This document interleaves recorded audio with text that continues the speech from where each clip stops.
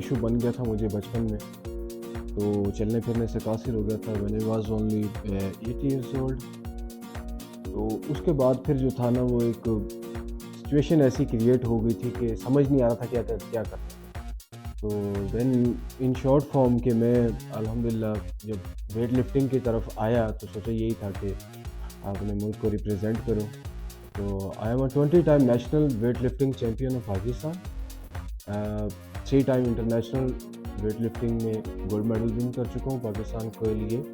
और इसके अलावा presidential, prime minister, chief of army staff, chief minister and governors के जो अवार्ड्स हैं वो अल्हम्दुलिल्लाह अचीव कर चुका हूँ। इसके साथ पाकिस्तान की तारीख का पहला special person, national record holder जो बाइकर भी है। जी, टूर जो है हमारा इंशाअल्लाह ताला अगले महीने जो है ये स्टार्ट होने जा रहा है थ्रू इस्लामाबाद।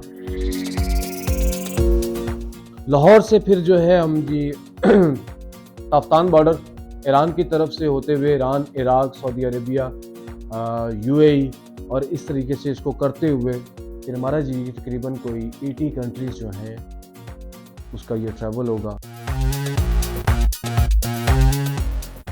बेसिकली ये जर्नी जो है वो 3 कॉजेज़ के ऊपर डिपेंड करती है। Number 1 is polio awareness, to eliminate polio from Pakistan. Polio awareness की कॉज है। दैन उसके बाद वुमेन एम्पावरमेंट की कॉज है, क्योंकि हमारे पास जो हम चाह रहे कि ख़वातीन को उनके मयार के ऊपर जो परसेप्शन बनी हुई है कि माशरे में ख़वातीन को वो मुकाम नहीं दिया जाता, ख़वातीन जो है वो ये नहीं कर सकती, ख़वातीन ये नहीं कर सकती, तो उसको मद्देनज़र रखते हुए हमारी सेकंड कॉज जो है वो वुमेन एम्पावरमेंट है।